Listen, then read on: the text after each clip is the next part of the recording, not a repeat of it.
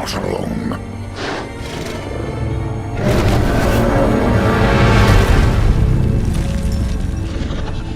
I kind of wasn't sure how you were going to kind of pack so much into this arc in these two seasons, with the Chroma Conclave encompassing so much and so many personal moments, so many important storytelling moments, even split across two seasons.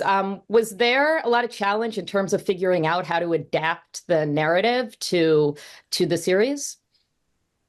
Tremendously. Yes. I mean, adapting something in the length of our campaigns is always is going to be a Herculean effort. But it's an endeavor worth doing, and part of the fun of that is all of us getting together with the writers in the writers' room and through Sam and Travis's guidance through the whole process, kind of really figuring out what things are most important to each of us as, players and characters in the story and what serves the story that we want to tell, as well as finding the things that we can add to it that we didn't get a chance to see in the campaign because of the player's based perspective. So it's a unique balance, and a lot of it is just kind of deciding communally on which things are the most important to keep that serve the overall adaptation story. And occasionally having to say goodbye to a few moments here and there, or find ways to maybe move them later in the story, or just re-envision them as well. But it's been a lot of fun to kind of figure out how to do that. And I know that as season three was written and animated and all of that, obviously, a while ago, with the way animation works. But coincidentally, I think it's coming at a time where Critical Role itself and Campaign 3 are also expanding its universe. So how has it been to tie in those bigger narratives, those bigger all-encompassing worlds and universes into this series that initially just existed as its own little tiny home game world?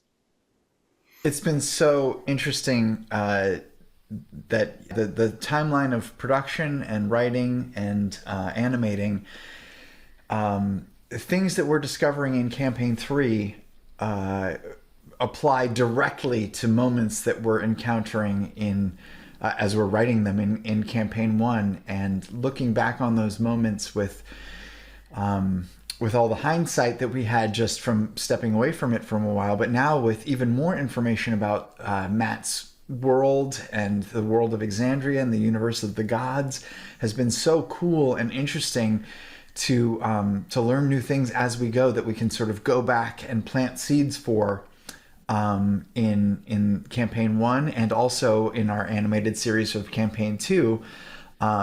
It's been really great to sort of tie the whole universe together and lay the foundation for what we hope comes in future seasons of Vox Machina and of the Mighty Nine, and other stuff too, we hope. And I love that I love that all of you kind of got your hands on writing and being more involved this season.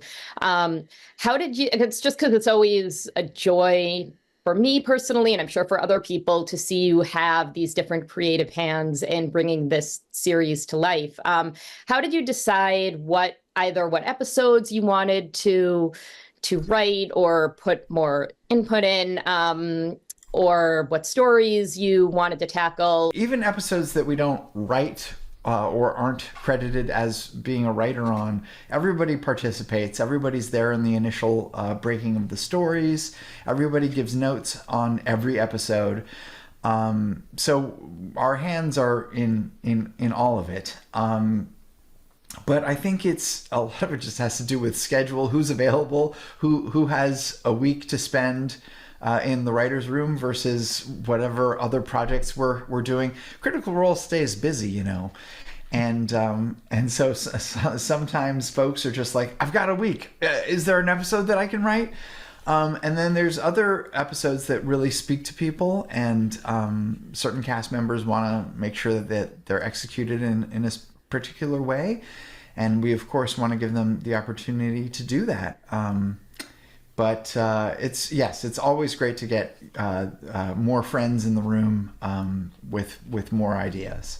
And season 3 is very much about this team becoming a family and what that means, the messy parts, the traumatic parts, the loving parts. And it feels like a payoff in investing in these characters for 2 seasons, obviously. speaking for fans here who have been watching since the beginning. But what can you say about where, from your perspective, where Vox Machina ends in season 3, how that sets the stage for the next phase of their relationships beyond, in seasons beyond? The hope is that we get to explore this in seasons beyond. I'm thinking ahead. Of course. Well, so are we too. We have to. Right. We're the hope is always there. So as part of that, we watch that character growth not just over the 3 seasons, but just even just within this one season, getting them to some places of resolution, but also the acknowledgement that there's still more work to be done. Whether it be like Percy's narrative that definitely sits in a space of learning to be a functional human being best they can and not be held back by their past. The relationship between the Matron of Ravens and Vax and how that's changed his relationship with the world, along with his sister and with Keyleth. There's a lot of development that happens in the season, but there's a lot of things that are left simmering. There's a lot of things that allude to the necessity for future development. So we definitely see a lot of growth and a lot of arcs that resolve this season, but a lot of other doors get opened that we hope to explore in future seasons. Yeah, and Scanlan. Oh, sorry. Go on, Laura. No, just the door that gets opened with you. Yeah.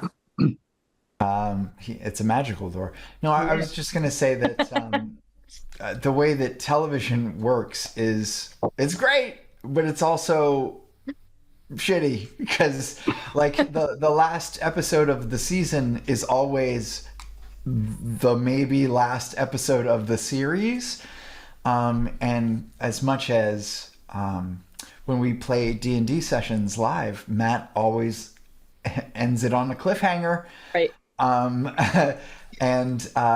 But on an animated series like this, sometimes you just can't do that because you don't know if you're going to get another season. So it was a challenge in this season to wrap up the Chroma Conclave story, but leave enough dangling threads that if fates align and we get more episodes, there's much more story to tell, and we can set up future seasons. I'm actually very impressed at how you guys managed to really, get this whole Chroma Conclave arc into 2 seasons. I know you had 2 seasons to explore it, but that's still, it's a lot of emotional moments. It's a lot of very important story moments. So, I mean, did you personally feel like you had challenges trying to figure out how to kind of condense this into an adaptation that was, that's not an intense amount of 4-hour table episodes? Sure. I mean, I think, in the first 2 seasons, that was when we were trying to figure out what the, I guess, pipeline would look like. But as we got into season 3, we had sort of started to understand what we had set ourselves up for. And so we just kind of stuck with the calculus at that point. I think one of the things we had to remind ourselves is, much like when you're on stage, the audience doesn't know what the next line is. So if you flub or forget something, or somebody's wondering, if something is missing, they might not know. And as we're delivering the story, we're confident in our ability to connect to these moments between the characters and really set up a delivery that I think people that both are familiar with Vox Machina and are new to the story are going to be surprised by. And so that's sort of our North Star as we're figuring out what fits, where it comes from. Even if it was, slightly out of chronological order, are we giving people something to latch onto that'll keep them guessing and coming back for more? Season 3 is really about, all of you becoming a family and exploring all the parts of that family, the messy parts and the traumatic parts and the good parts and the not so good parts. How, in terms of where, Vox Machina ends with their relationships, really, at the end of season 3, after having been through everything, how does that kind of set the stage for the next phase of their relationship? Speaking of, if we were to go forward for future seasons. Boy, if we get to, it seems like smooth sailing from here on out. Yeah, everything would be fine. Everything, no worries at all. All downhill. Did it. I mean, I think there's always going to be a struggle with Vox Machina in terms of feeling beholden to their duties and their responsibilities versus what they want as people. So obviously we end season 3 with, I think, a lot of people trying to reclaim some of their personal time. Relatable. And yeah, I think it'll be fun if we're able to explore, what they're able to do on their downtime and what is going to drag them back into the fray. Absolutely nothing. No one. Nothing. No.